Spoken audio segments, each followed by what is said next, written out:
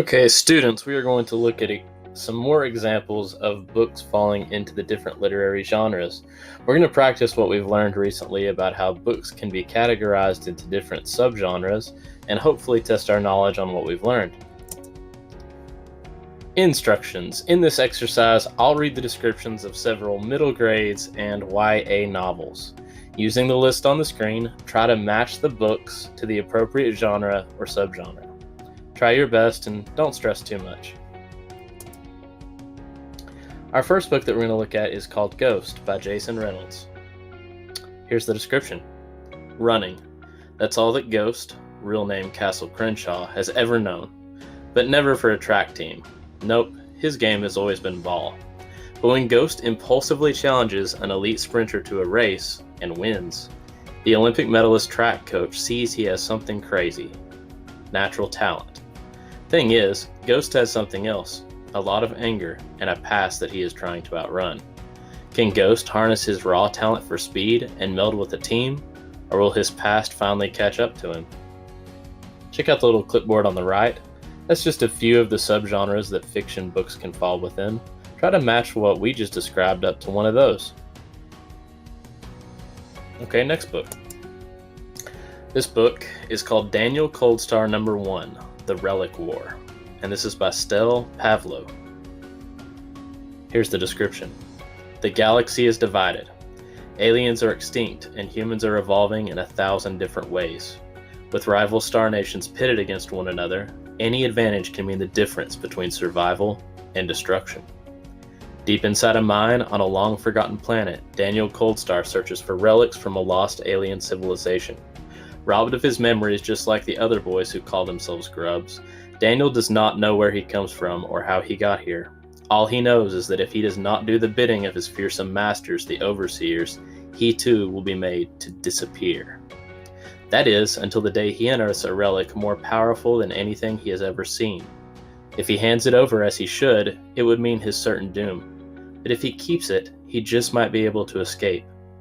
Thus begins the epic outer space adventure filled with truth-seekers, anatoms, leechers, and the evil Sinja, who seek to control the entire universe. All that stands in their way is a boy named Daniel Coldstar, whose journey will change the galaxy forever. This is the first book in a series, and I'm betting you can probably match this one up to one of the categories on the right pretty easily. Let's look at the next book. This book is called The Girl Who Drank the Moon by Kelly Barnhill.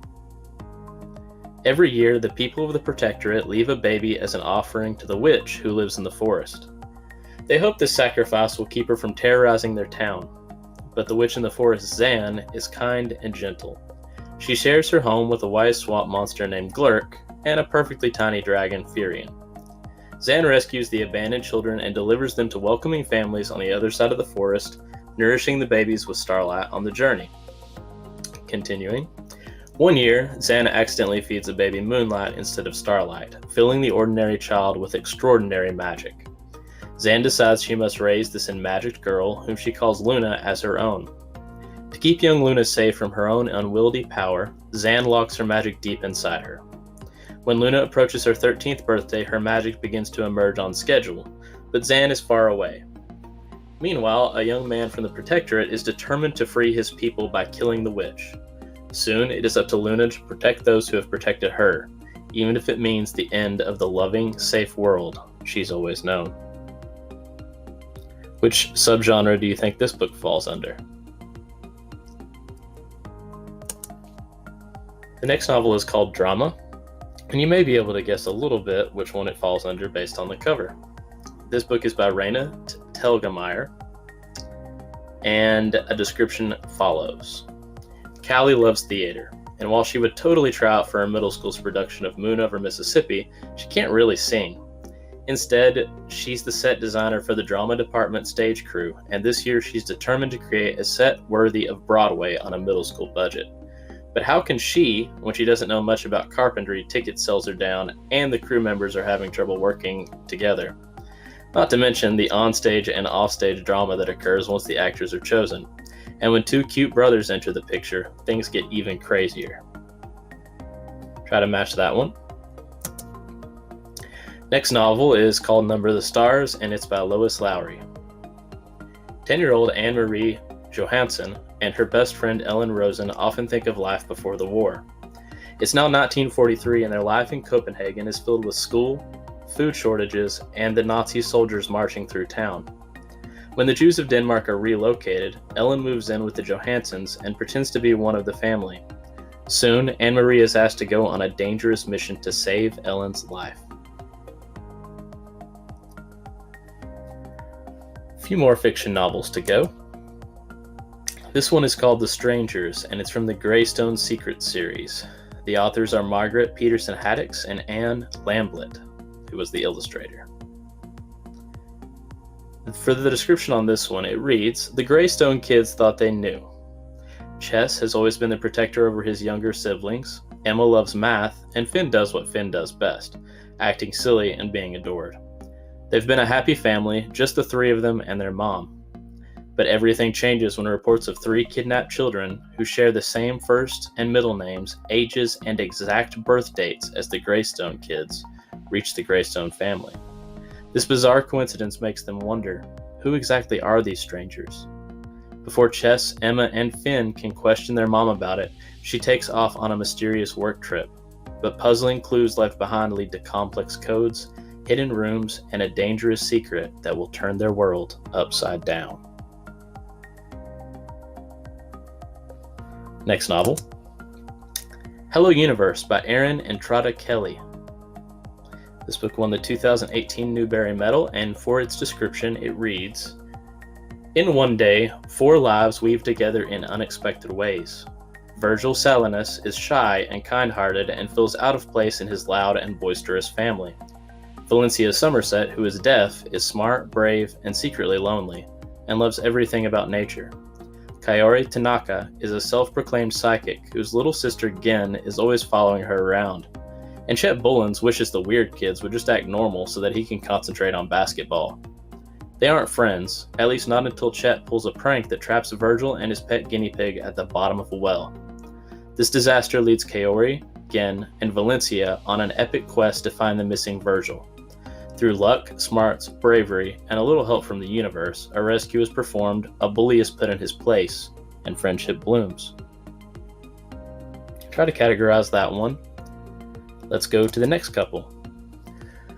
This novel is called Coraline, and you might have heard of the movie for this book before. If you have, you probably know what this one falls under, but let's read anyway. The author is Neil Gaiman, and for the description it says, "The day after they moved in, Coraline went exploring. In Coraline's family's new flat are 21 windows and 14 doors. 13 of the doors open and close. The 14th is locked, and on the other side is only a brick wall, until the day Coraline unlocks the door to find a passage to another flat in another house just like her own. Only it's different. At first, things seem marvelous in the other flat. The food is better, the toy box is filled with wind-up angels that flutter around the bedroom. Books whose pictures writhe and crawl and shimmer, little dinosaur skulls that chatter their teeth. But there's another mother and another father, and they want Coraline to stay with them and be their little girl. They want to change her and never let her go. Other children are trapped there as well, lost souls behind the mirrors. Coraline is their only hope of rescue.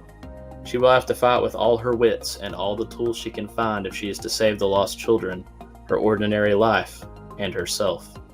Critically acclaimed and award-winning author Neil Gaiman will delight readers with his first novel for all ages. What do you think that falls into?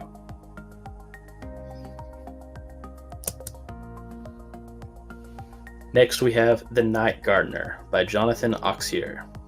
The Night Gardener follows 2 abandoned Irish siblings who travel to work as servants at a creepy, crumbling English manor house. But the house and its family are not quite what they seem. Soon the children are confronted by a mysterious specter and an ancient curse that threatens their very lives. With Auxier's exquisite command of language, The Night Gardener is a mesmerizing read and classic in the making.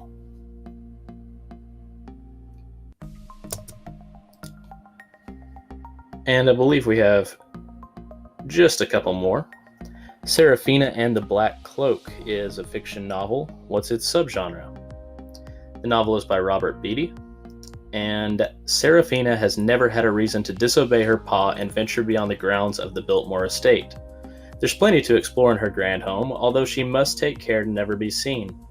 None of the rich folk upstairs know that Serafina exists. She and her pa, the estate's maintenance man, have secretly lived in the basement for as long as Serafina can remember. But when children at the estate start disappearing, only Serafina knows who the culprit is, a terrifying man in a black cloak who stalks Biltmore's corridors at night. Following her own harrowing escape, Serafina risks everything by joining forces with Braden Vanderbilt, the young nephew of the Biltmore's owners. Braden and Serafina must uncover the man in the black cloak's true identity before all of the children vanish, one by one. Our next novel. It's actually going to come up in a minute. Think about this for just a second. Notice how many books fit into more than one subgenre. It's okay if maybe you came to some of the books and you weren't sure which one they fit in because it sounded like they could fit into a couple. It's okay to classify a book as being in more than one subgenre. Things rarely fit perfectly into the boxes that we make. Let's look real quickly at nonfiction books and their subgenres. For this one, we're going to look at the novel Smile, and this is a novel also by Raina Telgemeier. Raina just wants to be a normal 6th grader, but one night after a Girl Scout, she trips and falls, severely injuring her 2 front teeth. And what follows is a long and frustrating journey with on-again, off-again braces, surgery, embarrassing headgear, and even a retainer with fake teeth attached. And on top of all that, there's still more to deal with: a major earthquake, boy confusion, and friends who turn out to be not so friendly. This coming-of-age story is sure to resonate with anyone who has ever been in middle school, and especially those who have ever had a bit of their own dental drama.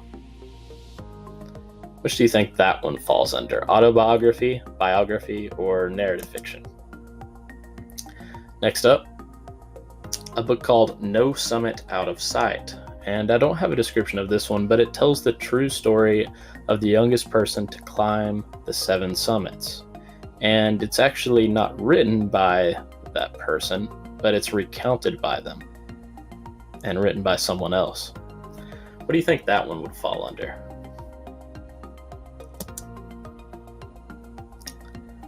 One quick note before we finish our exercise today. Try not to confuse genre and subgenre with format. Not all books contain just text. For example, a couple books ago, we looked at the novel Smile, and if you've ever opened it up before, you'll notice that it has a comic strip-like format. It still has text to read, but it has lots of pictures to go along with it. There's a couple formats we'll mention real quickly. Again, try not to confuse these with genre or subgenre. These are graphic novels.